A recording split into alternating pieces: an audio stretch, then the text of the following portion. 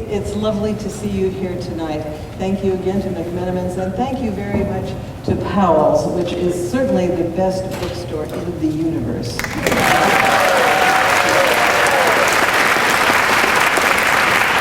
I think for many of us, it's one of the things we love most about living in Portland. So the format for tonight's presentation, I will chat with Dr. Albright for a while, and we will take questions from you too, but they'll be written. There have been some cards circulating around, so if you'd like to write the question and just hold it up, and a volunteer will collect it, bring it forward, and we'll get through as many of them as we can. Since this is such a globally engaged audience, I thought I'd take at least a few minutes of your time to tell you about or remind you rather, about the World Affairs Council International Speaker Series, which launches next week with the former Greek Prime Minister, George Papandreou, who was head of government during the worst of the financial crisis. He will be talking about the financial situation, certainly in Greece, and the future of Europe. He'll be followed in April by Mona Al-Tahawi, a name familiar to many of you, an award-winning, trailblazing Egyptian journalist, reported from Tahrir Square, and has been following the revolution in the Middle East ever since. Very excited about having her. She'll be here on April 5th. Then we'll have Richard Leakey of the famous Leakey family of anthropologists, the discoverers of some of the most important fossil discoveries in history, which really did change our thinking about evolution. He will be talking about climate change and human extinction. After that cheery topic, we'll finish the season with another environmental message, but this one from His Holiness the Dalai Lama, who will be hosted in Portland by Matripa College, and we're really privileged to be able to include him in the International Speaker Series. You can see the table in the lobby for more information. Go to the website, www.worldoregon.org. Our guest tonight has also appeared in the Council's International Speaker Series in 2002 to, I have to say it, thunderous acclaim. She also graced the stage here at the Bagdad in 2008 and endeared herself forever to Portlanders by telling us that this is the coolest place she'd ever played. It's really an honor and a privilege to welcome her back here tonight. Madeleine Albright was born in the former Czechoslovakia in 1937, the daughter of a Czech diplomat. The family fled to Belgrade in the former Yugoslavia, then to London to escape the Nazi threat, finally moving to the U.S. in 1948. Dr. Albright's father, Joseph Corbell, became a distinguished professor of international politics. As you may know, his favorite student was Condoleezza Rice. Dr. Albright attended Wellesley College in Massachusetts, where she earned a BA with honors in political science. She married shortly thereafter and had 3 wonderful daughters. While raising her children, because that didn't keep her busy enough, she continued her studies and earned a master's and PhD from Columbia University. Her career in government began in 1976 when she became Chief Legislative Assistant to Senator Edmund Muskie of Maine. She also worked as a staff member at the National Security Council and in the Carter White House, where she was responsible for foreign policy legislation. In the 1980s, she was awarded a fellowship at the Woodrow Wilson School, and also was a senior fellow in Soviet and East European Studies at the Center for Strategic and International Studies. Dr. Albright joined the faculty of Georgetown University in 1982, where she is still a professor, teaching a wide variety of courses ranging from U.S. foreign policy to European politics. Dr. Albright was voted best teacher 4 times, perhaps more. This could be old information.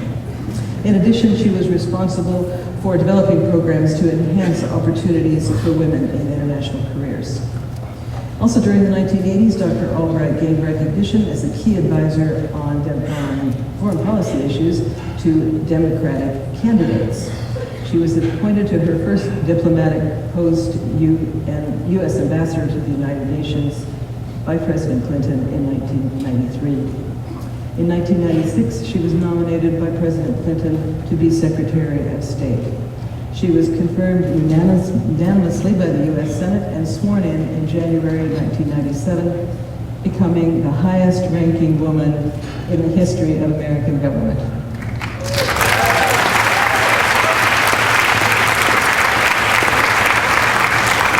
As Secretary of State, Dr. Albright was a highly visible representative of the U.S. government throughout the world, taking strong positions on the situation in Bosnia, Kosovo, the Middle East, and advocating very well for American interests all over the world, and also certainly for human rights. At the end of her term as Secretary of State in 2001, Dr. Albright continued to be more productive than any 50 people. Václav Havel reportedly suggested a career in Czech politics, perhaps succeeding him as President of the Republic. She has written 5 books, served on the board of the New York Stock Exchange, and appeared in an episode of the Gilmore Girls, playing herself. In addition to teaching at Georgetown, Dr. Albright started a consulting company, the Albright Stonebridge Group. She serves on the Council of Foreign Relations Board of Directors, chair of the National Democratic Institute, president of the Truman Scholarship Foundation. In April of 2012, Dr. Albright was awarded the Presidential Medal of Freedom, the nation's highest civilian honor, by President Obama. Please join me in welcoming back to Prague one of the most extraordinary women of our time.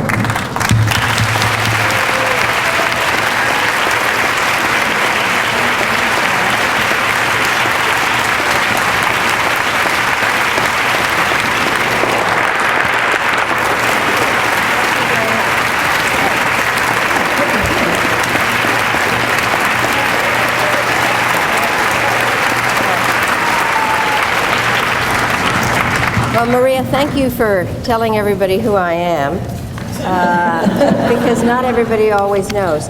Some time ago, I was coming back from China, and Chicago was the first port of entry, and I was there getting undressed for the security people, and I put my stuff down on the conveyor belt, and the lady behind me said, "So where'd you get all those screw-top bottles? My bottles all leak." I said, "Well, I got them at the Container Store." And then as I was going through the magnetometer, the TSA guard said, "Oh my God, it's you." He said, "I'm from Bosnia, and we all love you in Bosnia, and if it weren't for you, there wouldn't be a Bosnia, and you're always welcome in Bosnia, and can I have my picture taken with you?" So he stopped the whole line, and we have our picture taken, and then I go back to get my stuff, and the lady of the screw-top bottle says, "So what exactly happened here?" And I said, "Well, I used to be Secretary of State," and she said, "Of Bosnia?" So thank you.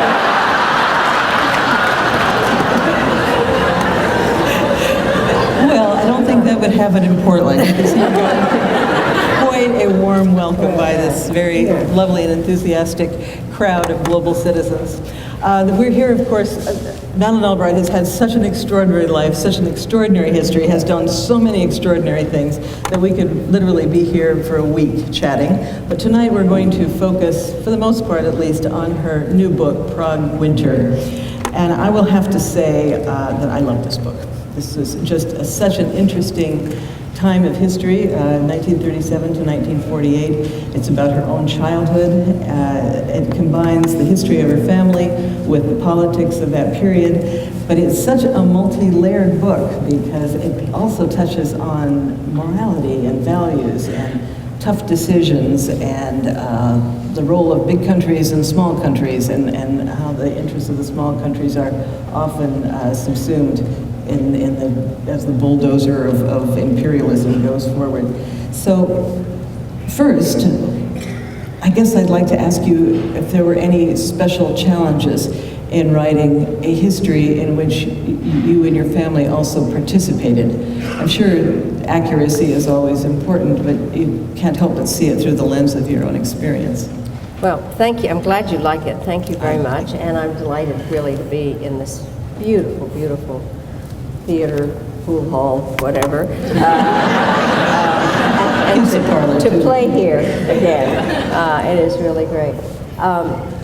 It's interesting because the reason that I wanted to write the book was that I needed to find out more about my own family story and also to kind of revisit a lot of historical periods that I thought I knew well, but the more that I looked into them, I realized that looking at it from the vantage point of having been a decision maker instead of just an observer of it, that I learned an awful lot. And then this whole issue, as you put it, of making moral decisions. So I think the hardest part, and obviously the hardest part for me to write, was about my own family. I think what had happened was that I was raised a Catholic, married an Episcopalian, and found out I was Jewish. So, and the story began in terms of my seeking for this. When I first went to the United Nations, I became a public figure, and all of a sudden, people started writing me letters, and among, they said, there were letters from people saying, I'm your relative, send money or send a visa. Or they would say, well, I knew your family, and one person wrote and said, my father went to high school with your father in 1915, which would have been impossible since my father was born in 1909. And so, and a couple of them, they'd say, well, we knew your family to be Jewish, but most of the facts and whatever they had written made no sense, or the wrong names, or the villages, or dates. But in November '96, just as my name had come up to be Secretary of State, I got a letter from somebody that had all the names and dates and villages and facts right. And the person said, my family knew your family to be fine Jewish family. So just as I was in there talking to the White House counsel, and they were asking me kind of the normal questions like, had I paid my taxes and did I have a nanny? And then and they said, we always ask everybody this question, is there anything about yourself that you'd like to tell us that we wouldn't have asked? And I said, well, I've just gotten this letter. It's perfectly possible that I'm of Jewish background. And they said, so what? The president is not anti-Semitic. So then I, over the holidays, told my daughters, and they were fascinated. They loved my parents, and they were fascinated by the Czech part, and this was just an amazing addition to their lives. And then you're not allowed to talk to the press between the time that you have been named and the time you're confirmed.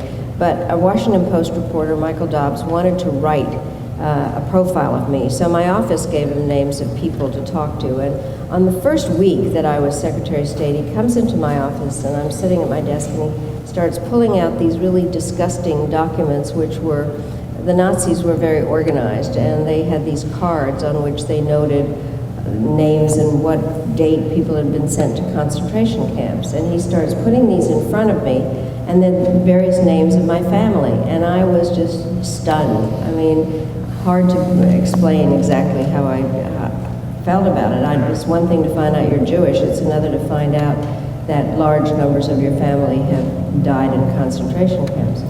So I couldn't go to check on the story anymore because I had to be Secretary of State. And actually, now it seems kind of strange. I mean, I had to prove that a woman could be Secretary of State. And so I asked my brother and sister to go, and they began to look into the story. But I felt that I needed to find out more. And so after I'd written some of these other books, I went back and began to look at more of this part of the stories. Part in England, where my father was head of the broadcasting for the Czech government in exile from BBC. Some of it in the Czech Republic. What was really fascinating, there was a man there who was head of the Jewish community in Prague, and he took me to many different places. There also was an institute there for the study of totalitarian governments, and they had all the secret police records from the communist times. So they gave me my father's secret police records. So reading those, and he constantly kept being accused of being a pro-Western Democrat. That was his great sin. And the Foreign Ministry gave me his personnel records. I spent time talking with Václav Havel because we were the same age, and he had spent his whole time in Czechoslovakia. So it was interesting to put the story together, but it wasn't easy because I did have to try to separate my personal feelings from trying to put together the history of this, frankly, very sad country that had been sold down the river by the British and French in Munich. How do you think your life might have been different had you made this discovery earlier? Well, I don't really know, frankly. I mean, I I didn't, let me just clarify this, I knew not anything about the Jewish background until I was almost 59 years old. And I grew up basically a very grateful American, an immigrant, a refugee, who understood the horrors of World War II. I did. My father was not only a diplomat, but as you pointed out later, a professor, and I was a very good student and the perfect daughter. And so I really I had absorbed all the horrors of World War II. I didn't think they applied to my family as specifically as they did. And I think that the thing that made me want to do the things that I did, and by the way, it never occurred to me that I'd be Secretary of State. I mean, it's not that I lacked ambition, I'd just never seen a Secretary of State in a skirt. So yeah, it truly did not occur to me. But I did want to somehow make a difference. And I think one of the only ways I can clarify this is I took all the action that I did vis-a-vis the ethnic cleansing in Bosnia at a time that I was ambassador at the United Nations before I knew about my Jewish background. I just knew that you could not, in this day and age, allow people to be ethnically cleansed for who they were, not anything that they had done. So I don't think it would have affected my professional life in any way. It certainly affected my personal life in terms of trying to understand my parents better and feeling desperately sorry for them that they lost their entire family. It's really hard to comprehend. I remember reading that you lost 20 members of your family in the Holocaust, including 3 of your grandparents. When you find out something like that, especially late in life, do you grieve, or how does that? Well, it's interesting you ask it that way, because the truth is I didn't for my grandparents. For me, I know this sounds awful, and especially I'm a grandmother now, and I understand about what a great relationship grandparents have with their grandchildren. For me, my grandparents were only photographs. And while I was doing research for this book, I talked to a cousin of mine who was older than I was. And she would say, well, grandmother said this to me, or grandfather said that to me. And at that stage, all of a sudden, I thought I had never called anybody babička, dedeček, grandfather and grandmother in Czech. And so for me, they were photographs. What I grieved for were my parents, because first of all, they were dead when I found all this out, but trying to understand how they must have felt, how really remarkable they were in terms of putting their lives back together, coming to the United States, and not burdening us with the sadness. A lot of people were very not only were critical of me, when this all came out, they thought I'd lied, and it was, to say it was unpleasant is an understatement, because, I mean, here I had just been made Secretary of State. I was accused of having lied about my background, and it was headlines in the newspapers, very uncomfortable. But the other part was people who were very critical of my parents for not having told us, my brother and sister and me. And I thought, I couldn't think, and people ask me, were you mad at your parents? No, on the contrary. I mean, I just grieved for my parents for having lost everybody and then making the abnormal seem normal for us in America. Really, and that's my explanation of why they never told us, is they thought, what earthly good would it do, to make us as unhappy as they must have been to find all this out. As you look back, and do you recreate scenes in your mind and see it through the lens of this kind of recognition? I wonder if maybe if your parents had some sort of survivor's guilt, and that would be a pretty typical reaction as they were in London during the war when all this was going on. And your father worked for the BBC, so he must have had some knowledge of some of the Well, he did. I mean, they clearly knew what, as I understand it now, partially from talking to this cousin of mine, and let me just explain her a little bit. She was the daughter of my father's sister. And one of the really, you mentioned and I did, the difficulty of these moral decisions. Her story was that we had gone, I'll explain how we got to England, but how she got to England was not on this Wilton train, which is not the Kinder transport, but a train also created by this wonderful British man, who, by the way, is still alive at age 102, who good works are good for you. This train for children to come. And this cousin of mine had a sister who was younger, and her parents decided not to send the sister because they thought she was too young. As it turned out, she died in a concentration camp. And so this cousin of mine said she would never forgive her parents for the decision that they had made. But what she told me as we recreated this was that both another uncle and my father had tried very hard to get the rest of the family out and could not get them out for any number of different reasons out of Czechoslovakia. The other part, I think, that's very hard to understand is that I think people didn't think that the war was going to be so awful. And nobody in their right mind could have imagined the barbaric atrocities that Hitler perpetrated. So, but I'm sure there was some kind of survivor's guilt. I can't imagine that there wouldn't have been. And yet my parents really did make a very normal life for all of us, and for that I'm incredibly grateful. There's a quote in your book from Churchill in 1935 when he says, "History is replete with examples of men who have risen to power by employing stern, grim, and even frightful methods, but who nevertheless, when their life is revealed as a whole, have been regarded as great figures whose lives have enriched the story of mankind. So may it be with Hitler." He said this in 1935, and I know that Stalin was regarded even throughout the war by many as Uncle Joe, a fairly benign figure. Was this lack of information? Was it willful ignorance? Did they get worse with time? From the standpoint from where we are now in history, looking back into these atrocities, it's almost impossible to imagine that some of that couldn't have been seen earlier than it was by more people than saw it. I was shocked when I found that quote of Churchill's, because we think of Churchill as the exact opposite, and of somebody actually who fairly quickly began to see the true light of Hitler, whereas some of the other British statesmen did not.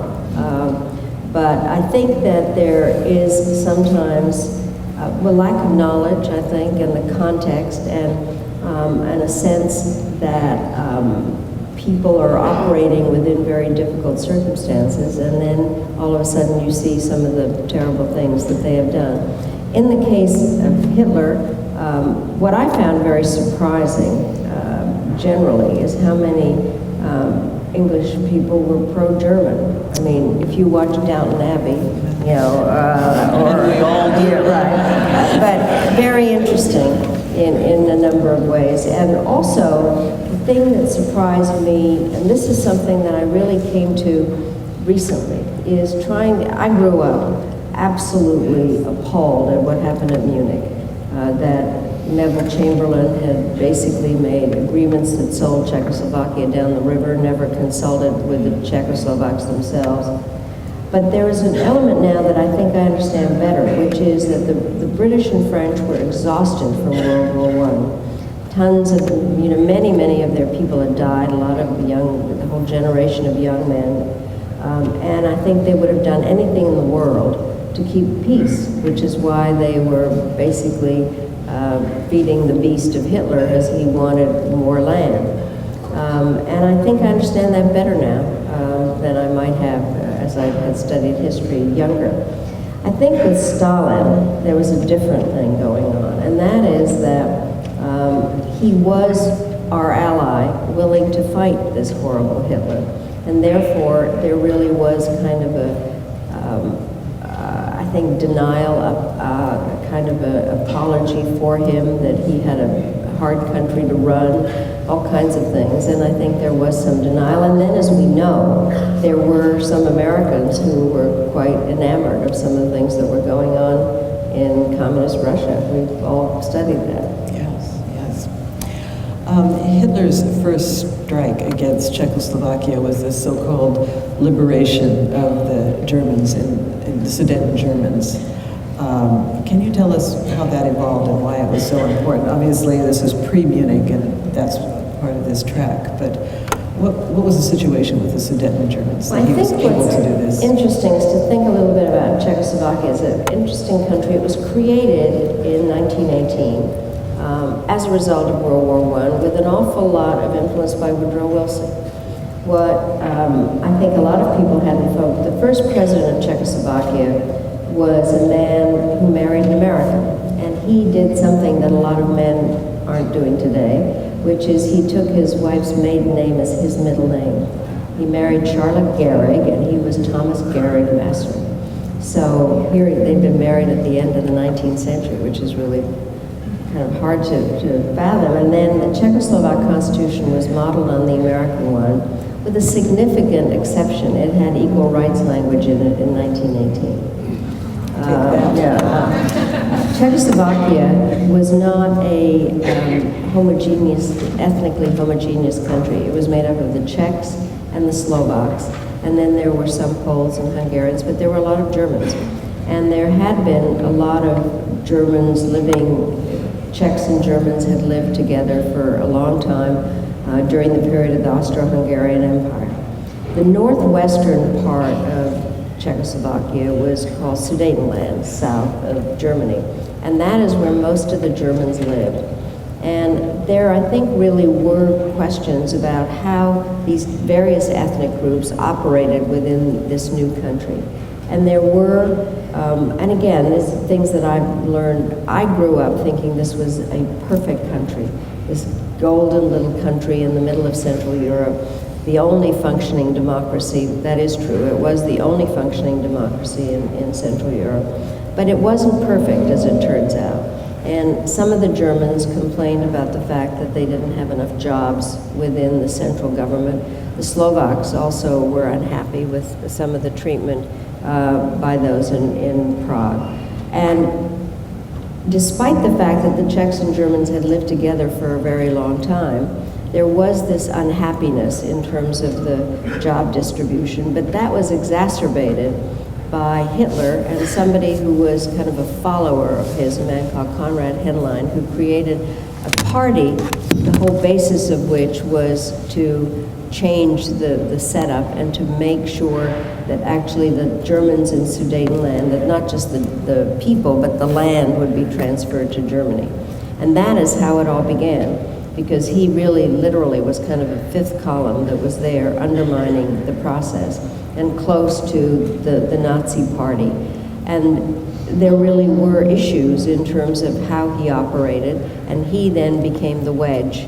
And the issue was at Munich in October 1938, September, October 38, the discussion was that Hitler wanted that piece, the Sudetenland, transferred to Germany.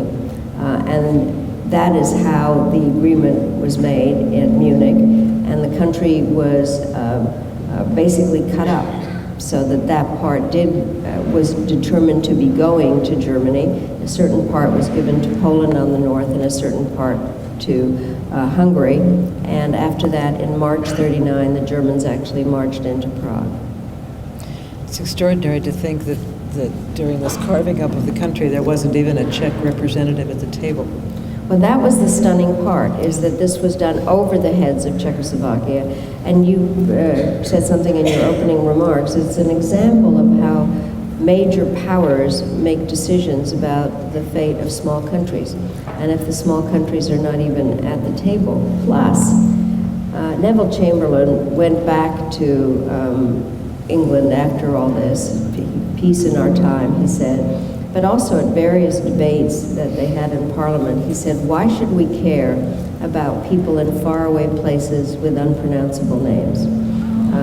And so I think there was this whole, who cared? You know, people did want to, and Hitler, as we said earlier, there were some who had some kind of sense of empathy or sympathy for Hitler, thinking that if they just gave him a little bit more land, they had already given him the Rhineland. He had formed an alliance with Austria, the Anschluss in 38, so why not one more piece that had Germans in it in Czechoslovakia? Do you think there is some popular sentiment in this country today about not bothering with people in faraway places with unpronounceable names? I do think, and also because we are tired from the wars in Iraq and Afghanistan.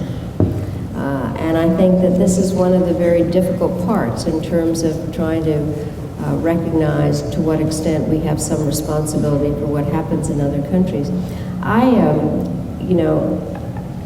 One could say that we all didn't know what was going on during the Holocaust, that we didn't have that same kind of information technology.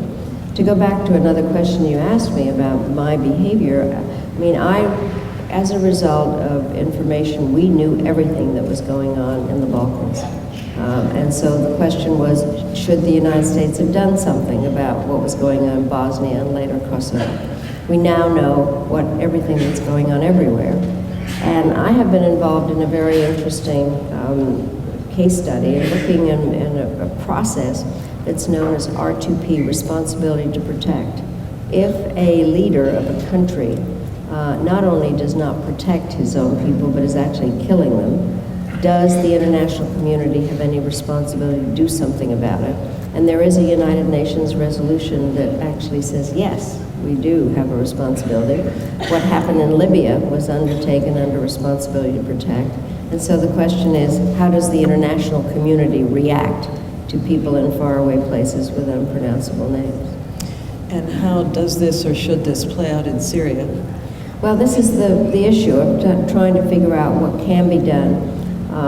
One also has to, and as a former practicing decision maker, you have to try to figure out what is doable, what can you really do. And I think that the Obama administration is doing a great deal that people haven't quite focused on at this stage. I've been $50 million in humanitarian assistance, helping refugees, non-lethal assistance of deliveries of communications equipment, a variety of ways, then also being very supportive of the opposition groups there, recognizing them, helping them in a way that puts them in a stronger position to be able to deal with the Assad regime. But I do think that the international community as a whole needs to take a better look, and part of the problem, as we all know, is that this is being blocked at the moment by Russia and China in the United Nations Security Council.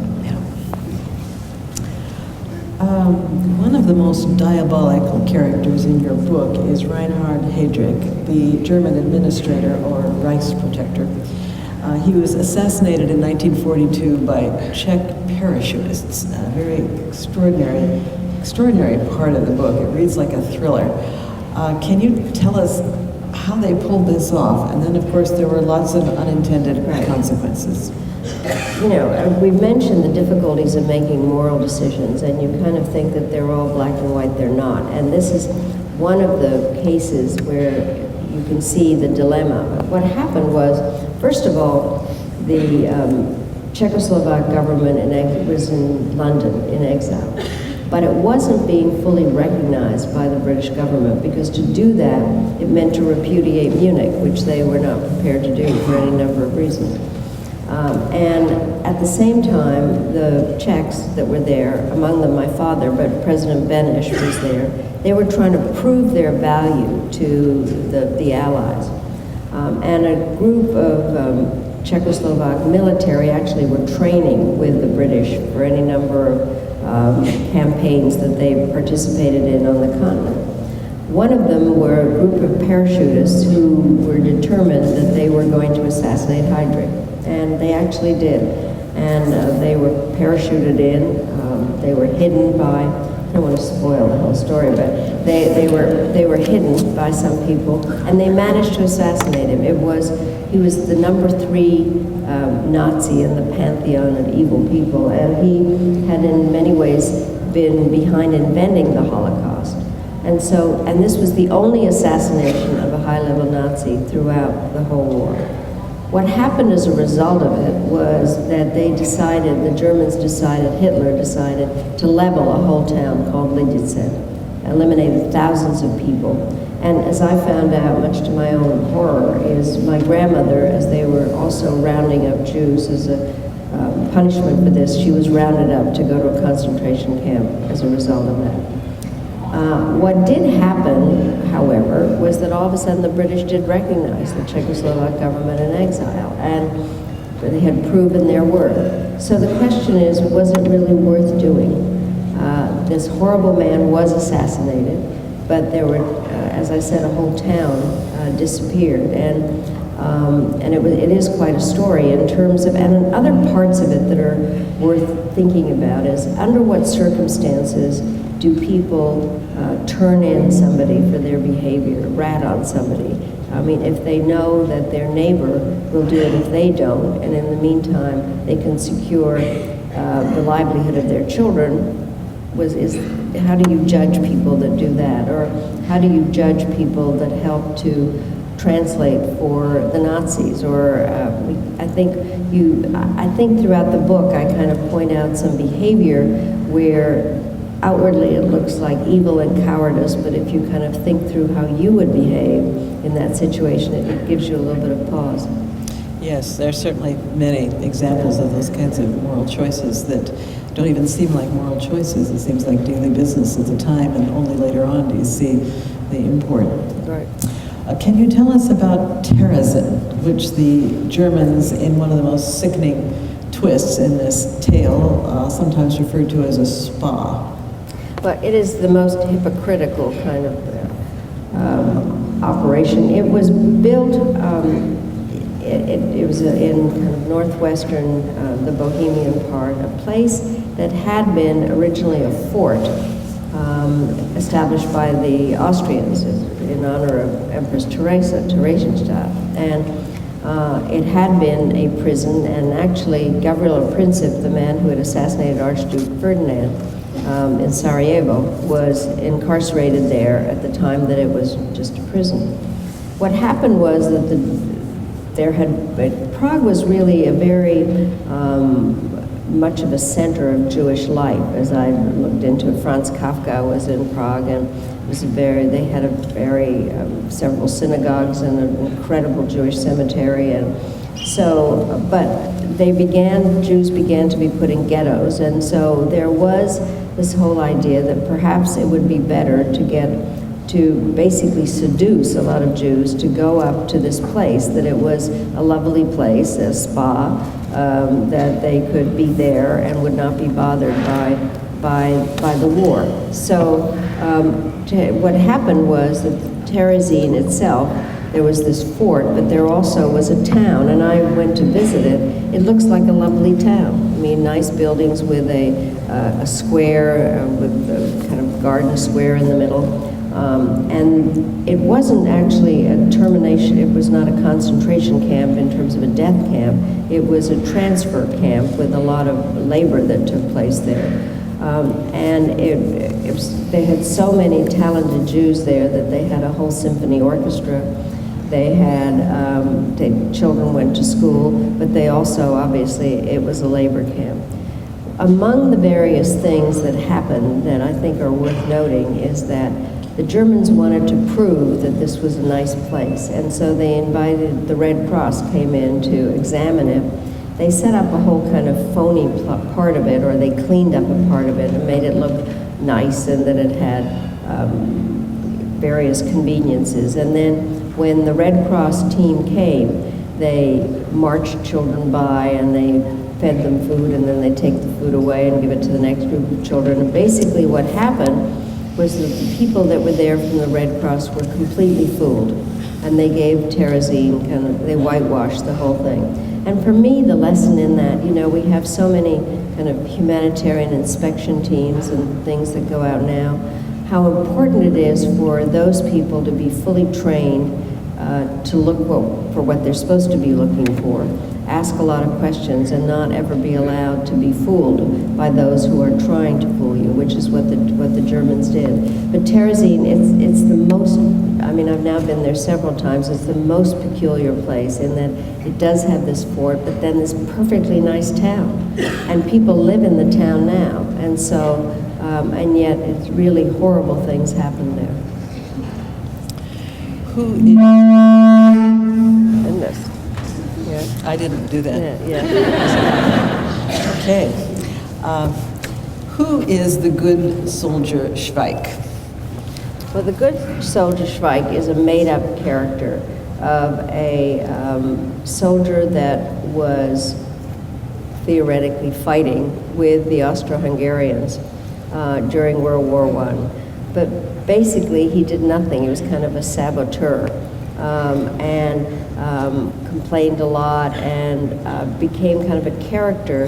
He's a character kind of in Czech history and literature of somebody who does not participate, who undermines the system by complaining, sabotaging, not doing anything. And so some people kind of think that he's emblematic of the Czech national character, somebody who doesn't really fight but does undermine the system by sabotage.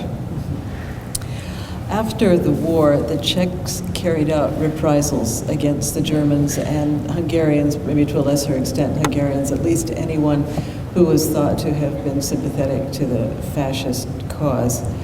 Much of this was official, actually, by the decrees by President Benes.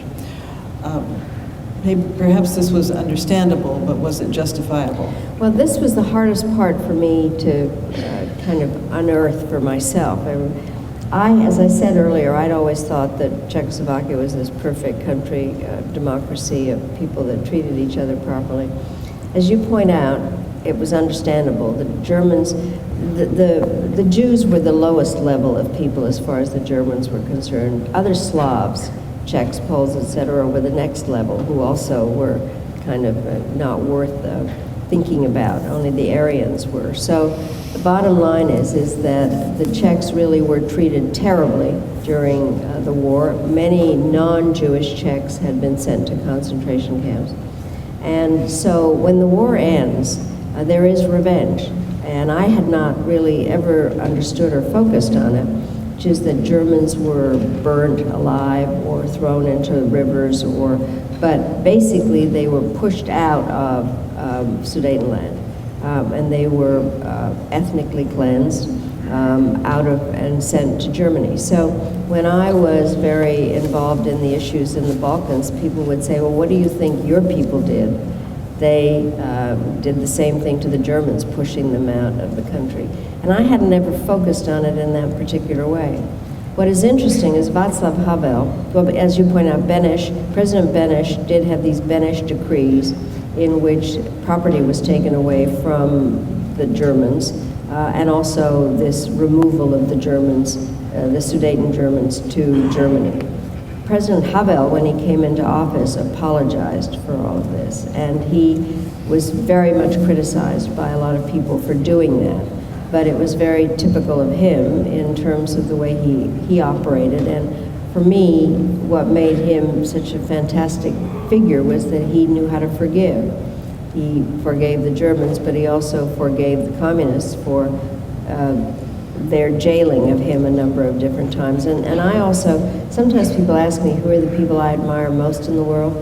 They're really, obviously Václav Havel, but Nelson Mandela, because he also forgave, and Aung San Suu Kyi in Burma, who's also forgiven. I think that makes them even larger figures than they are. Taking that to your parents, you say that your parents over time grew to admire the Germans' capacity for taking responsibility for what they had done, but that your mother never did forgive anyone until the bitter end. How is it really possible to forgive crimes of this enormity? And where are you on the forgiveness scale? Well, it's interesting because I think that my mother was a wonderful, emotional human being, and she really, I understand that better now that I know all this. And she was so glad that my name was Albright and not Albrecht. But I think that my father, as a political scientist and historian, I think began to see how the Germans were trying to deal with their past. For me, what I had decided, and this had an awful lot to do with what happened in the former Yugoslavia, because I think the vote that I'm really proud of at the UN was the one that established the war crimes tribunals. And the reason for the war crimes tribunals was in order to assign individual guilt so that there wasn't collective guilt. There's certain very specific people that were responsible for what happened in Germany and also what happened in Yugoslavia, but it doesn't mean that all the people are guilty.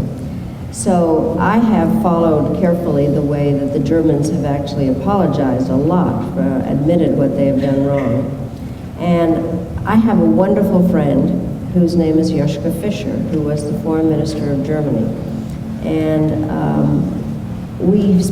he's a fascinating character who had been kind of a revolutionary himself. And when he and I got to be friends, I said, how did this happen? How come you're the way you are? And he said when he was growing up, every authority figure in his life he had figured had either been a Nazi or had somehow collaborated with the Nazis, so that he could not have anything to do with authority, which meant that he drove a cab and basically was very much a part of the 1968 revolutionary group of people. And we've talked an awful lot about Germany and what Germany's guilt was. And so I think that the way one deals with this is to assign the individual guilt. The Nuremberg trials were very, very important. And by the way, if I can, I created a group of former foreign ministers. It has an official name of the Aspen Foreign Ministers Group. Its unofficial name is Madeleine and her exes. But when you were saying that George Papandreou's coming, really? He is one of you were an item? He's one of my group. And when he lost the prime ministership, I called him up and I said, George, actually it's fine now. You can be a member of the former foreign minister. So he's a great guy. You'll enjoy him very, very much. Yes. Your love for your family, perhaps even especially your father, are really central themes of this book, and the value of family. You always respected your father's intellectual achievements, his rational mind, and then you discovered amongst them old manuscripts a novel that he'd written, which was a surprising thing in itself. And did that give you some insight into his personality that you hadn't had? Well, it was very surprising. I mean, my father was a diplomat and then a professor, and I have to tell the story of how we came to the United States, and all I wanted to do was just be an average American teenager, which was not easy given my parents. So my mother, I've already said, she was really a delightful nut, and she read palms at dinner parties and would sit next to a man and say that he was going to have an affair with some mysterious woman while his wife sat on the other side. And my father, we wanted to fit in, which wasn't easy, and and in Colorado that meant fishing. So he did an awful lot of fishing, but in a coat and tie. So, but I think that the thing about him, I mean, he wrote many books that had to do with history and analysis, and all of a sudden in this, by the way, I give a very good reputation to hoarders. I found all these different boxes of things that I had. And among them was this unpublished novel of my father's, which surprised me a lot because it was about a young Czechoslovak diplomat who comes back to Czechoslovakia after the war and his whole family is dead. And so it made me realize that obviously they had been carrying a very heavy burden in terms of understanding how my parents, and especially my mother, really was somebody that talked a lot about her parents. Her sister had died during a natural disease, and her mother, as far as I knew, her mother had died during the war, not of being in a concentration camp, but of old age. So she missed her family. And so I think it did give me a different picture of my father, and that he also had absorbed the sadness of all of it. Despite living in tumultuous and dangerous times, your life was rather privileged. Swiss boarding schools, a father who was an ambassador, really a strong intellectual climate. But often, at least several times in your book, you refer to yourself as a refugee. And I think when most of us think of refugees, we think of people that are not only disenfranchised, but who have few resources, in quite different circumstances from yours. Can you explain this? Well, first of all, the thing that I thought was so amazing about my parents is the ups and downs. So you picked out the few months that actually, I mean, what happened was I grew up living in an apartment in London that I went to visit not long ago, where we were refugees.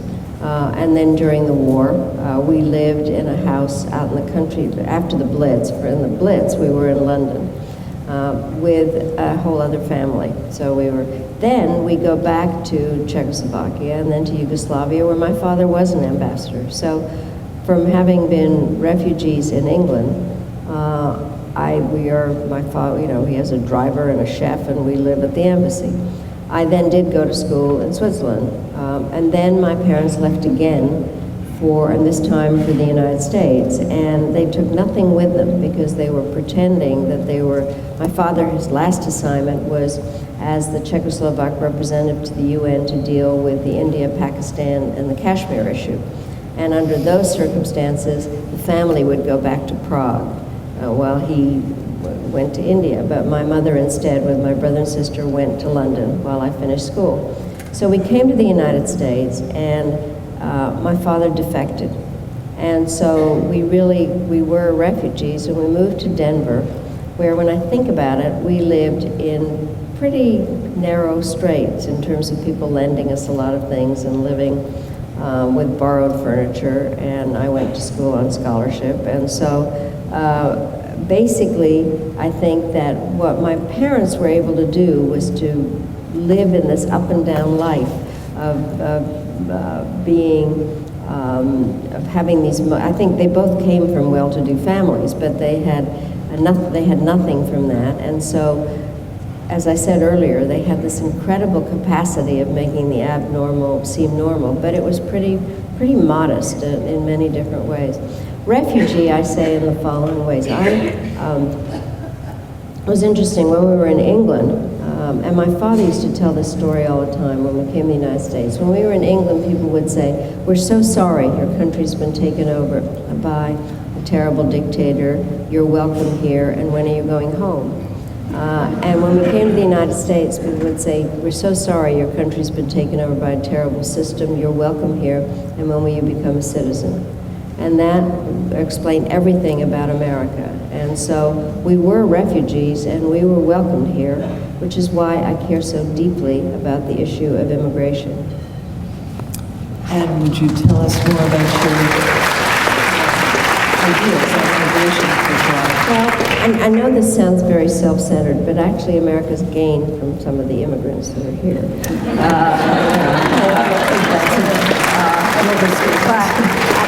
I do think that this country is so amazing in its capability of absorbing so many different people. You were telling me about your background. I mean, most of us are from somewhere, and the bottom line, I think, is that I do believe that this is an exceptional country. I really do. It is not. There are not a lot of countries that are able to take people from so many places and make them feel not only welcome but productive and very much a part of our society. So I would hope very much that we are going to be able to get some kind of comprehensive immigration, because it is the strength of America, not its weakness. Yes, certainly so. We have quite a lot of questions from the audience of various sorts. Most of them don't have anything to do with your book because you haven't read it yet. So you're excused for that. We can't see them. We can't see you either, which is a little disconcerting. But so here is someone who would like to know, who was the toughest world leader you had to deal with while Secretary of State? Well, there were two, yeah. The toughest one I had to deal with was with Milosevic, because he had, I felt that what was going on, my father had been Czechoslovak ambassador to Yugoslavia, so life has a very strange kind of cycle, and who would have known that I would spend a lot of my time doing that. And by the way, as the daughter of a diplomat. You know the little girl in the national costume who gives flowers at the airport? That's what I did for a living. And so, and I met Tito, and so I had gone through. But anyway, I was with Milosevic and arguing with him about things, and he would say, well, let me tell you about the history of the Serbs. And I said, I know about the history of the Serbs, and Serbs don't behave the way that you have been basically putting people into labor camps again and ethnically cleansing. So I think he was the hardest.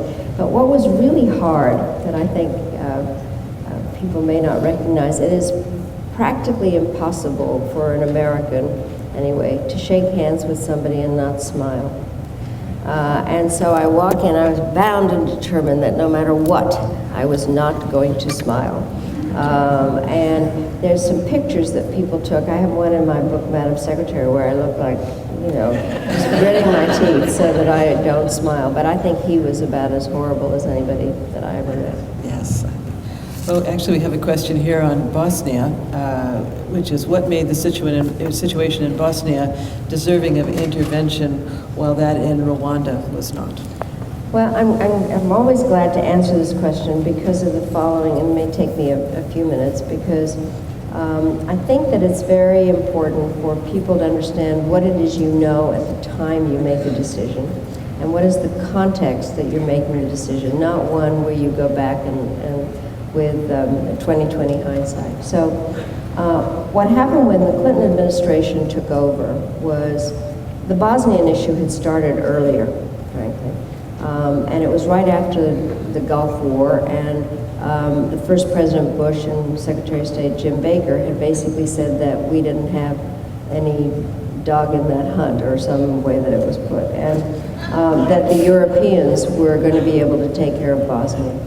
During the campaign, Governor Clinton had said that he wanted to do something about Bosnia fairly quickly, and then when he got into office, it didn't happen very quickly because he had, it's the economy stupid, and also gays in the military and various issues. So I was up at the UN, and as a U.S. ambassador to the United Nations, I saw more different foreign diplomats than any other American diplomat. I mean, if you were stationed, in France, you'd see more French people, but basically it was a matter of people coming up to me on a daily basis saying, why don't you do something about Bosnia? At the same time, what had happened was that the Bush administration during the transition had begun to do something about Somalia at the time. There was a humanitarian crisis.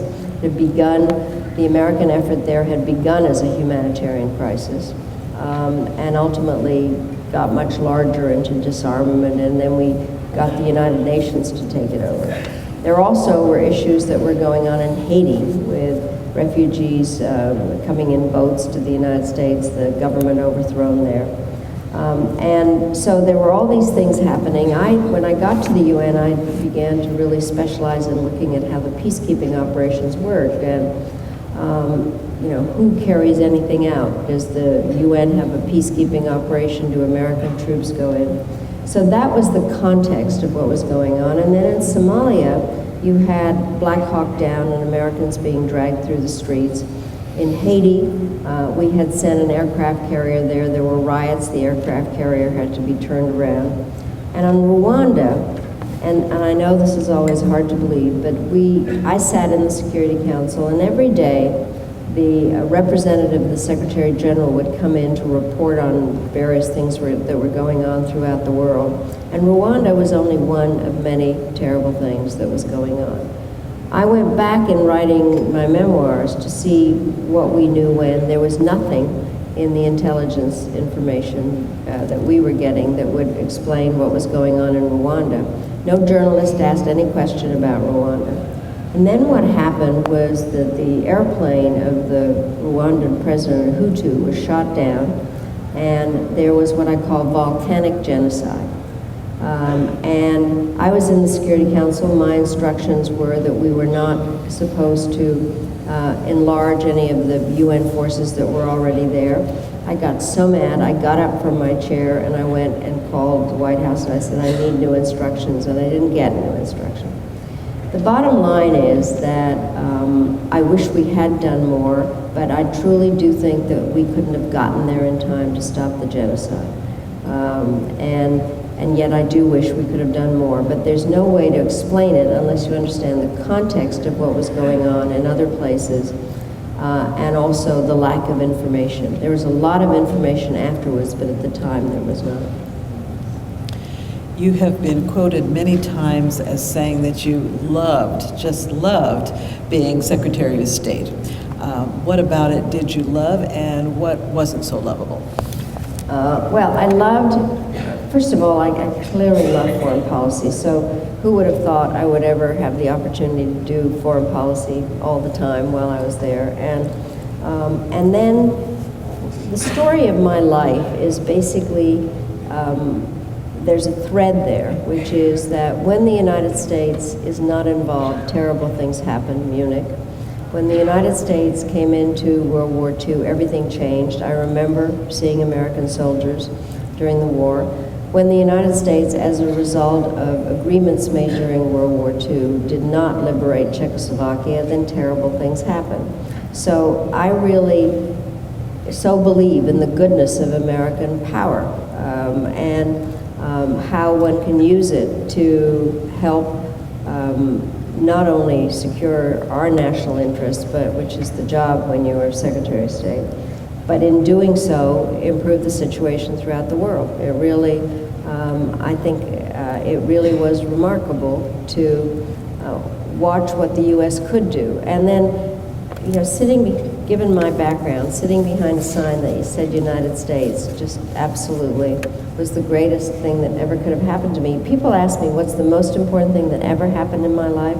Becoming an American, hands down, there's no question. And then having the opportunity to represent the United States was amazing. I did love it. There was only one day that I really hated it, and that was August 7th, 1998, when our embassies in Kenya and Tanzania were blown up.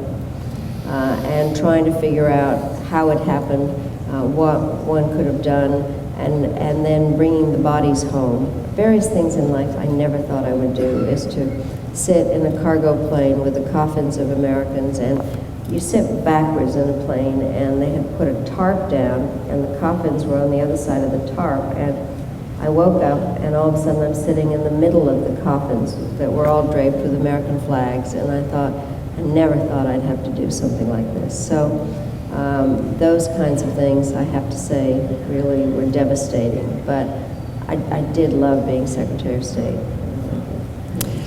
I suppose it's inevitable to compare our three female Secretaries of State, Hillary Clinton, Condoleezza Rice, yourself. How do you compare yourselves in terms of your philosophy or approach to the job? Well, it's hard to say. I have to say this, you know, we now have a man, but the bottom line was that 3 years ago, my youngest granddaughter, when she was 7, said, "So what's the big deal about Grandma Maddie being Secretary of State? Only girls are Secretary of State." I do have to tell the story you kind of said about Condi, but what did happen, I have to tell this, is that my father ultimately became dean of the Graduate School of International Studies at the University of Denver. Now the school's named in his honor. It's called the Powell School. And he died in 1977, and he really was a pretty big deal by then. And so there were lots of flowers and tributes, etc. And among them was this ceramic pot in the shape of a piano with leaves and things in it. And so I said to my mother, "Where did this come from?" And she said, "It's from your father's favorite student, Condoleezza Rice." And the story was that her parents were associated with the university. She was a music major, hence the piano. And she took an international relations course from my father, and he persuaded her to become an international relations major. And she did her master's at Notre Dame, but was back working on her PhD dissertation with my father when he died. And so this African-American woman, musician from Alabama, was writing her dissertation on the Czechoslovak military. So in 1987, when I was working for my long list of losing Democratic presidential candidates, I called her up. She was teaching in California, Soviet expert woman. I thought, perfect, I'll call her. And so I said, well, I either called her Dr. Rice or Connie. I said, I'm working for Michael Dukakis and putting together this foreign policy brain trust for him. Would you like to join us? And she said, Madeleine, I don't know how to tell you this, but I'm a Republican. And I said, Condi, how could you be? We had the same father. And Hillary, I wouldn't have been Secretary of State if it hadn't been for Hillary. And the reason I know that is that President Clinton said so publicly. Because he said that when it was clear that Secretary Christopher was leaving, he said that, well, we used to do this thing, we'd travel abroad and I'd introduce her and she'd introduce him. And so he said, well, what happened was that she said to him, why wouldn't you name Madeleine? She's the one that is closest to your views and she expresses them better than anybody else.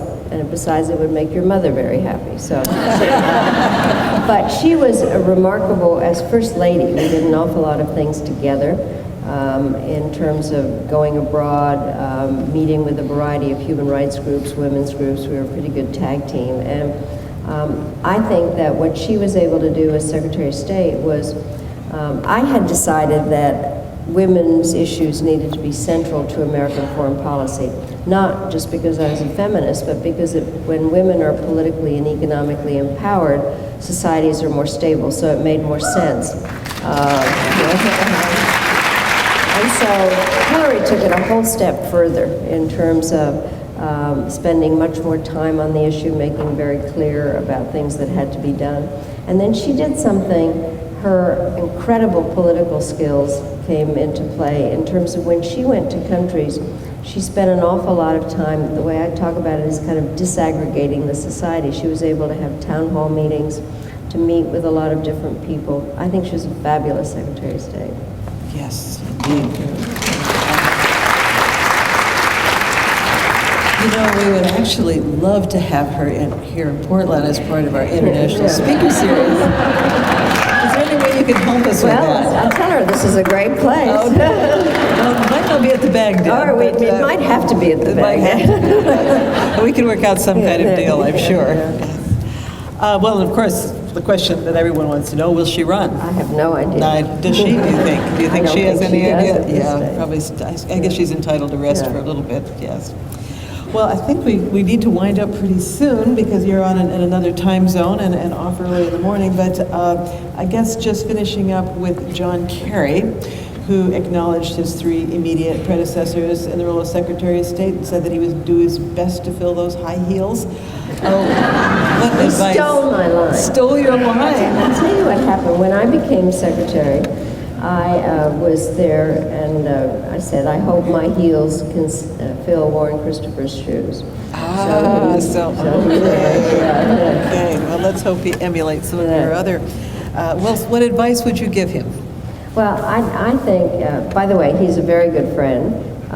He lives around the corner from me, and we have had some conversations. And I think he feels that the same way I did or do in terms of the great honor it is to represent the United States. And I think he is so incredibly well prepared for this job. He has been chairman of the Senate Foreign Relations Committee and on the committee for many years. He did run for president. He's one of my string. He is, I think that what he wants to do is to apply some very deliberate diplomatic skills to what has to be done. I was just reading, he gave a speech yesterday and talked about, maybe it was, I don't know what day it is, but anyway, just now. And he talked a lot about the importance of the economic arm of diplomacy, being able to help a lot in terms of making American businesses thrive abroad, but also understanding the importance of economic and political stability in countries. I think he has a very large agenda, and I think he's going to be a remarkable Secretary of State. Madeleine Albright, thank you so much for being with us here tonight. Thank you.